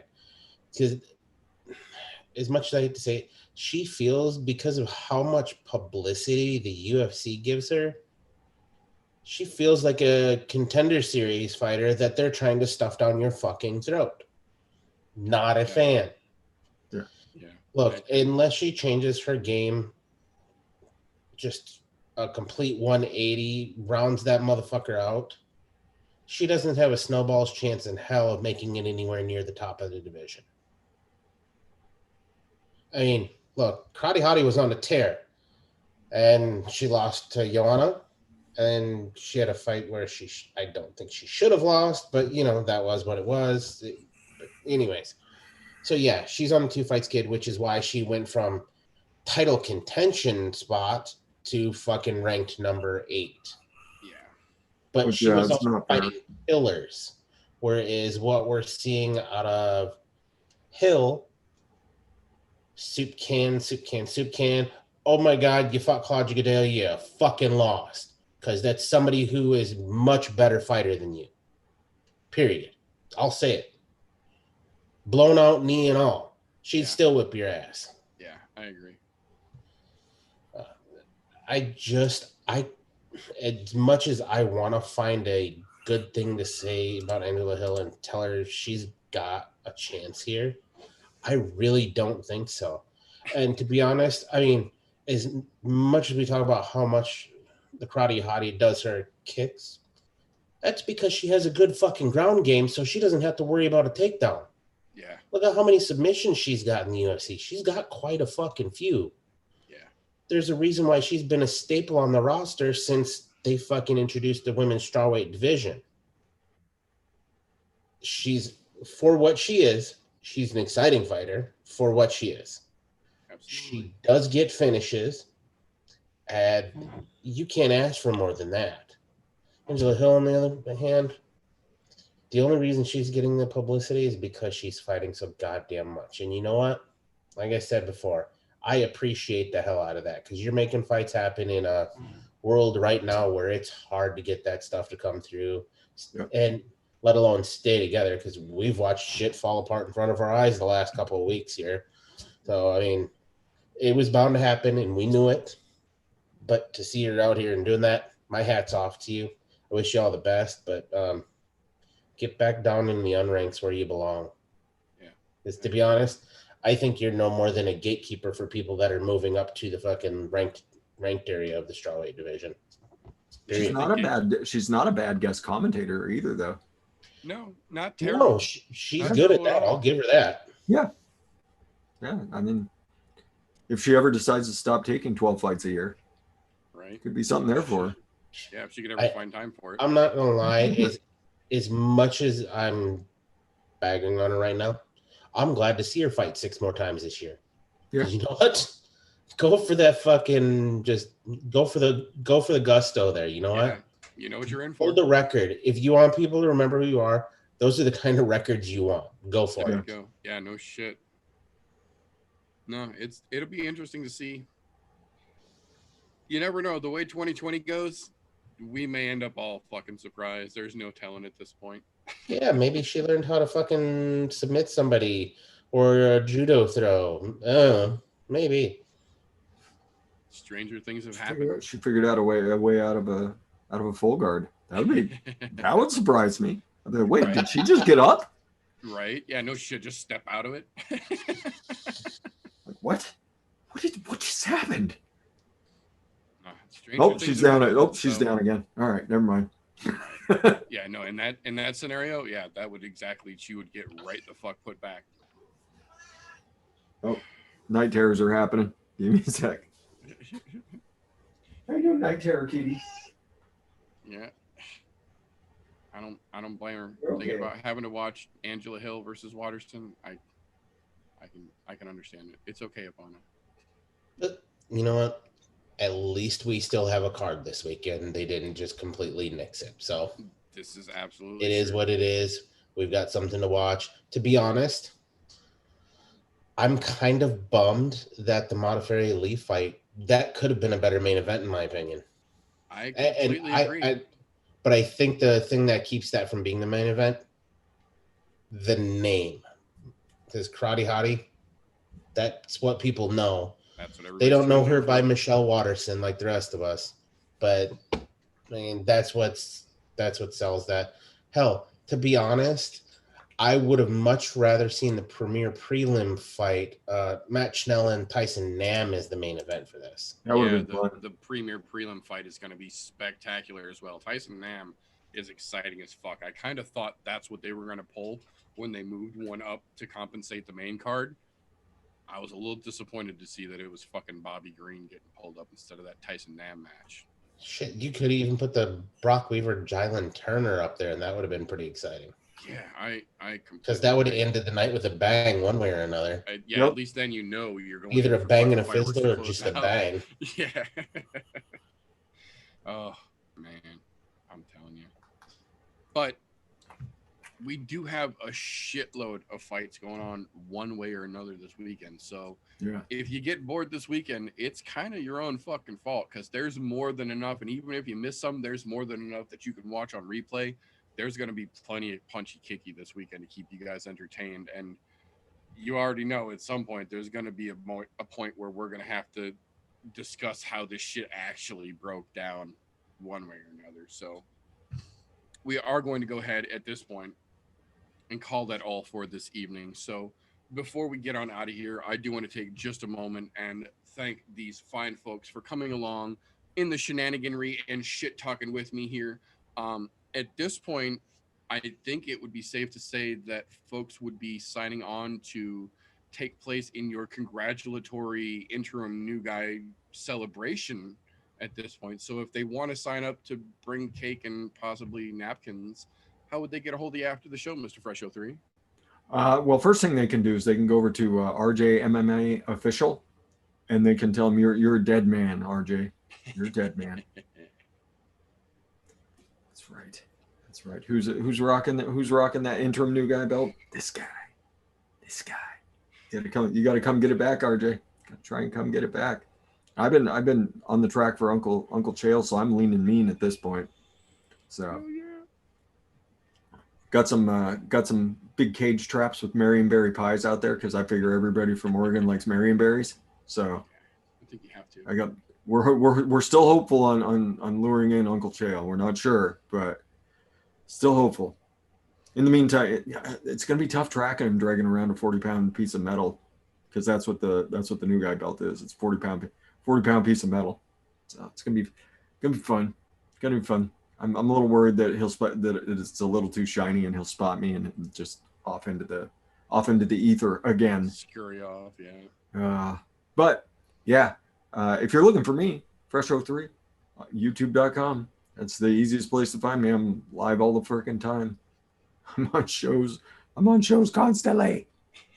Well, I should be studying, but that's okay. That's all right. Friday, obviously we got some big stuff going down. Happened today, so we'll probably talk about it tomorrow. And then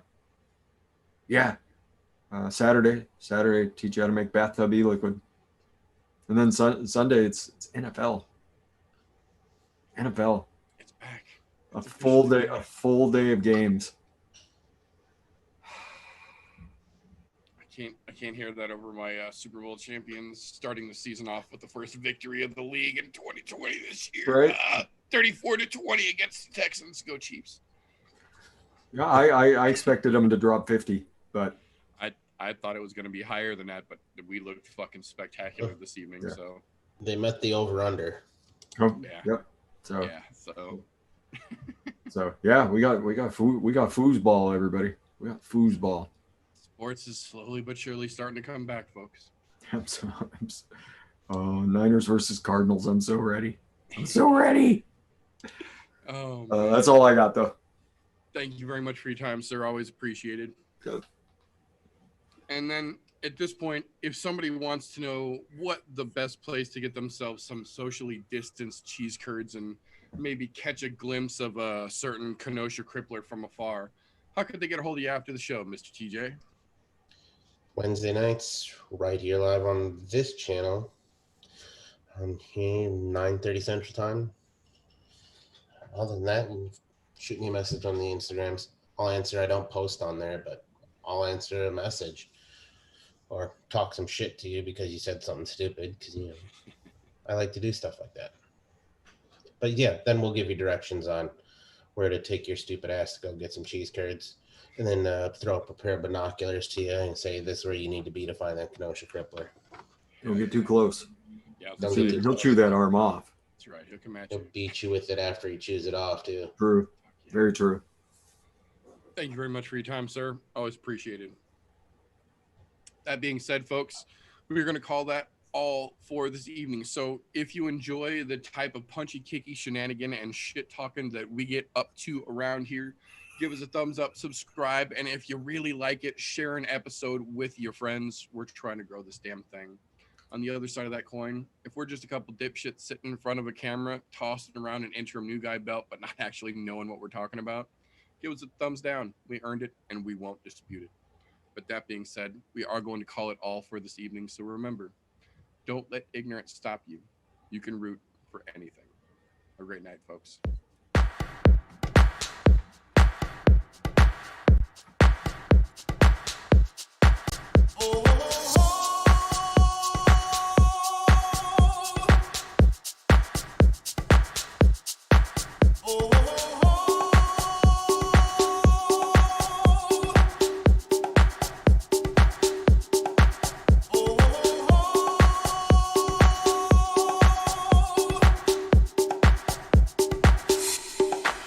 Everybody was kung fu fighting.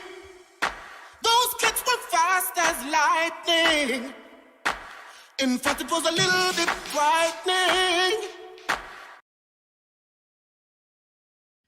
How do I say goodbye to what we had? The good times.